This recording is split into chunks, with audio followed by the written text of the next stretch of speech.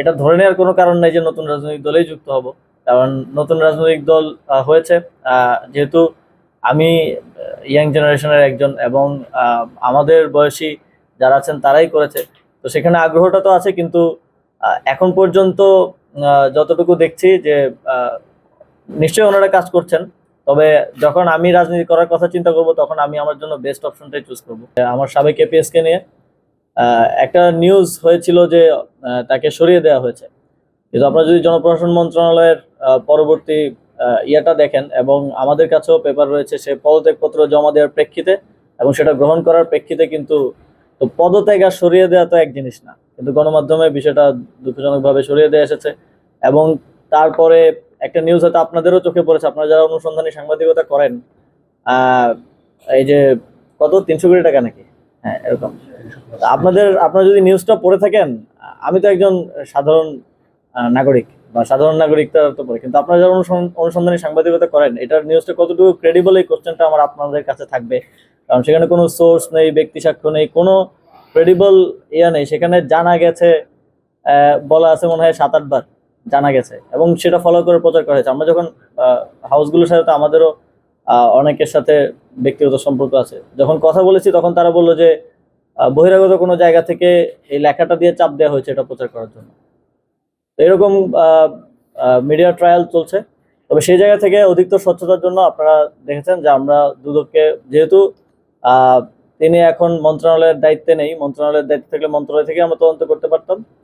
আর সেহেতু আমরা দুদককে অনুরোধ করেছি তদন্ত করার জন্য, এবং ইতিমধ্যেই দুদক দুদক তদন্ত কার্যক্রম শুরু করেছে।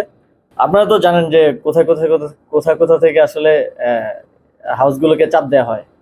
এবং আমাদের একটা ক্লিয়ার ডিসিশন ছিল, এবং ক্যাবিনেটও আমরা মাননীয় প্রধান উপদেষ্টা স্পষ্টভাবে বলেছেন যে আগেরকার সময়ে আওয়ামী লীগের সময় বিভিন্ন সংস্থা যেভাবে আসলে হাউসগুলোকে চাপ দিয়ে এক ধরনের নিউজ করতো, আপনারা দেখেছেন জুলাই গণ অভ্যুত্থানে, আহ গণ অভ্যুত্থানেও আপনাদেরই হাউসগুলো ছাত্র জনতার বিরুদ্ধে তো নিউজ করেছে।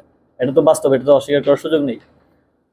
তো আমাদের একটা স্পষ্ট নির্দেশনা ছিল কোনো হাউসকে কোনো প্রকার চাপ দেওয়া হবে না, সরকারের পক্ষ থেকে চাপ দেওয়া হয়ও না আপনারা যদি দেখেন। কিন্তু এখানে এখনো তো আহ, অনেকগুলো পাওয়ার হাউস রয়ে গেছে যেখান থেকে আসলে এই চেষ্টাগুলো করা হয়ে থাকে, যেটা অত্যন্ত দুঃখজনক। আমরা সেটা অবশ্যই দেখবো, তথ্য মন্ত্রণালয়কে অনুরোধ জানাবো যাতে করে স্বাধীন সাংবাদিকতাটা, ফ্রিডম অফ প্রেস থাকে।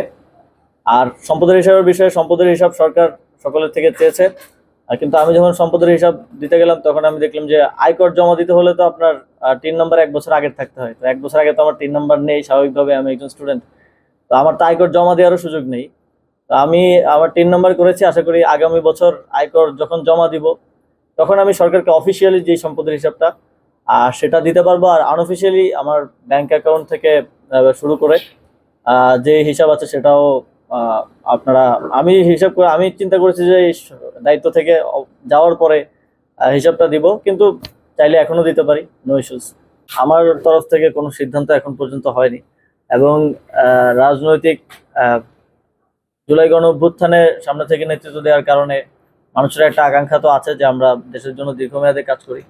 তবে কোন রাজনৈতিক দলে আসলে যুক্ত হব সেটা তো এখনই আসলে সিদ্ধান্ত নেওয়ার সময় হয়নি, কিংবা কখন যুক্ত হব সেটাও আহ, এখনো আসলে অনেকটাই আনসার্টেইন। তবে আহ, এটা ধরে নেওয়ার কোনো কারণ নেই যে নতুন রাজনৈতিক দলেই যুক্ত হব। কারণ নতুন রাজনৈতিক দল হয়েছে, যেহেতু আমি ইয়াং জেনারেশনের একজন এবং আমাদের বয়সী যারা আছেন তারাই করেছে। তো সেখানে আগ্রহটা তো আছে, কিন্তু এখন পর্যন্ত যতটুকু দেখছি যে আহ, নিশ্চয়ই ওনারা কাজ করছেন। তবে যখন আমি রাজনীতি করার কথা চিন্তা করব তখন আমি আমার জন্য বেস্ট অপশনটাই চুজ করব। এবং আহ, সেটা যে কোনো রাজনৈতিক দল হতে পারে, নট নেসেসারি নতুন রাজনৈতিক দলই হতে হবে। মানে নিয়ম অনুসরণ করে যে নিয়োগ, নিয়োগ বিজ্ঞপ্তি দিয়ে পরীক্ষা নিয়ে যে নিয়োগ, সেটা হয়নি, চিরকুটের মাধ্যমে লিস্ট আসছে সেই অনুযায়ী তো নিয়োগ হয়েছে। এবং আহ, ওই অনিয়ম করে নিয়োগ দেওয়া যারা আছে তারাও আবার আউটসোর্সিং যারা আছে অনেকে এখন মূল পদে আসতে চাচ্ছে, যে কারণে এই যে এই নিয়োগটা হওয়ার কথা 2016 সালে মামলা করে আটকে দেওয়া হয়েছে। এবং এবারও যখন আমরা নিয়োগ বিজ্ঞপ্তি, আপনারা জানেন যে সরকারের একটা সিদ্ধান্ত আছে যে শূন্য পদগুলোতে নিয়োগ দেওয়া হবে যাতে করে আমাদের বেকারত্ব সমস্যা কিছুটা হলেও লাঘব করা যায়। যখন আমরা এটা করতে যাই তখনও নানা ধরনের বাধা আসে শ্রম আদালতে, যায় এবং সেই আদালতের প্রক্রিয়াগুলোতে আসলে আমাদের পক্ষেই রায় আসে এবং আমরা আজকে আলটিমেটলি পরীক্ষাটা নিতে পারছি। এই যে নিতে যে পারবে পরীক্ষাটা, এটাও কিন্তু নিশ্চিত ছিলাম না আমরা এক সপ্তাহ আগেও। এখানে 1665টা পদের বিপরীতে পরীক্ষা দিচ্ছেন 2,03,494 জন, মানে প্রতি পদের বিপরীতে পরীক্ষা দিচ্ছেন 122 জন। মানে আমরা ইউনিভার্সিটিতেও যখন অ্যাডমিশন টেস্ট দিতাম, একটা সিটের বিপরীতে 30 জন 40 জন হয়তো দিতাম। তো এটা থেকে দেখা যায় যে আমাদের আসলে বেকারত্বটা কোন পর্যায়ে আছে এবং সেখানে আমরা আসলে কতটুকু অ্যাড্রেস করতে পারছি। তার মধ্যে এই যে নিয়োগ নিয়ে যেই জটিলতা এবং আদালত, তারপর আউটসোর্সিং যারা আছে তারা নতুন নিয়োগ হতে দেয় না, এগুলোর কারণে শূন্যপদগুলো পূরণ করার ক্ষেত্রে অনেক চ্যালেঞ্জ রয়েছে।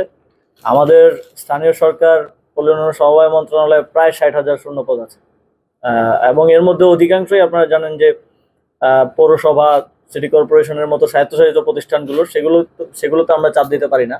কিন্তু আমাদের মন্ত্রণালয়ের অধীনে যেগুলো আছে সেগুলোতে আমরা ইতিমধ্যেই অনেকগুলো সার্কুলার গিয়েছে। এখানে হচ্ছে এটা একটা বড় সার্কুলার, প্রায় 1665 জন, কিন্তু টোটাল আমার কাছে লাস্ট রিপোর্ট অনুযায়ী 3500 জনের সার্কুলার গিয়েছে বিভিন্ন সংস্থা, দপ্তর সংস্থার, কোথাও 100 জন 150 জন এরকম করে, এবং আরো প্রসেসিং এ আছে। আমরা এটা করছি যে আগামী 1-2 মাসের মধ্যে এই মন্ত্রণালয় থেকে অ্যাটলিস্ট আরো 10,000 নিয়োগ আমরা করব। যদিও অনেক ধরনের জটিলতা আছে, এটার মতো অনেক নিয়োগ কোর্টে বা বিভিন্ন ধরনের জটিলতায় আটকে আছে, কিন্তু আমরা সেগুলো এক্সপার্টাইজ করার চেষ্টা করছি।